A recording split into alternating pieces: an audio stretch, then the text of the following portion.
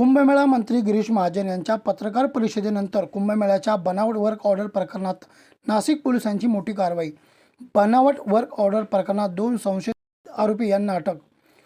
विभागीय आयुक्त तथा कुंभमेळा प्राधिकरणाचे अध्यक्ष डॉक्टर प्रवीण गेडाम यांच्या बनावट सहीने 581 कोटी रुपयांचे बनावट टेंडर काढण्यात आले होते। या प्रकरणी नाशिक रोड पोलीस ठाण्यात 3 गुन्हे दाखल झाले होते।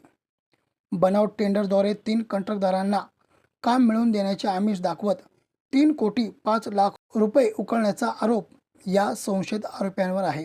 ही संपूर्ण रक्कम संशयित आरोपी यांच्या बँक खात्यामध्ये वर्ग करण्यात आल्याचे तपासात समोर आले आहे। खोटे वर्क ऑर्डर देत 3 कंत्राटदारांची केली फसवणूक। संशयित आरोपी तनय महाजन आणि नरेंद्र महाजन या दोघांना नाशिक पोलिसांनी जळगावमधून ताब्यात घेत अटक केली आहे।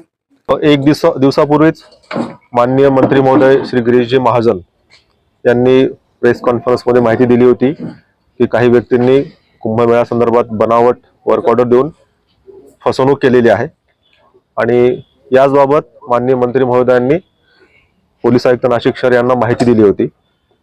त्यांच्या माहितीनुसार या प्रकरणामधील जो फिर्यादी आहेत त्या फिर्यादींशी संपर्क साधण्यात आला।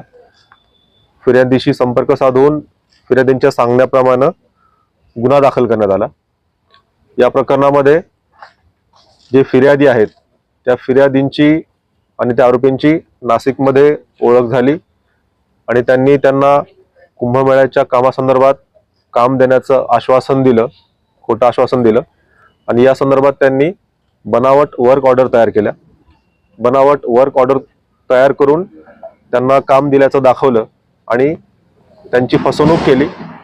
या कामासाठी किंवा हे काम देण्याचं त्यांना आमिष दाखवून त्यांच्याकडून 3 कोटी 5 लाख रुपये या आरोपींनी घेतलेले आहेत आणि खोट्या वर्क ऑर्डर, ज्या वर्क ऑर्डर निघालेल्याच नाहीत त्या वर्क ऑर्डर त्यांनी या संबंधित आरोपींनी या फिर्यादीला दिल्या आहेत।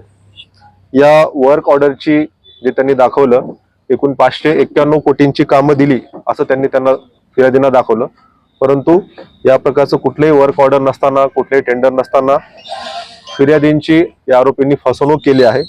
फसवणूक करून त्यांच्याकडून खोटे त्यांना वर्क ऑर्डर दिल्याचं दाखवलं, त्यांना खोटे डॉक्युमेंट्स बनवून दिले आणि त्यांच्याकडनं 3 कोटी 5 लाख रुपये घेतले म्हणून 3 गुन्हे दाखल करण्यात आलेले आहेत आणि या 3 गुन्ह्यांमध्ये 2 आरोपींना अटक करण्यात आलेली आहे। पुढील तपास सुरू आहे।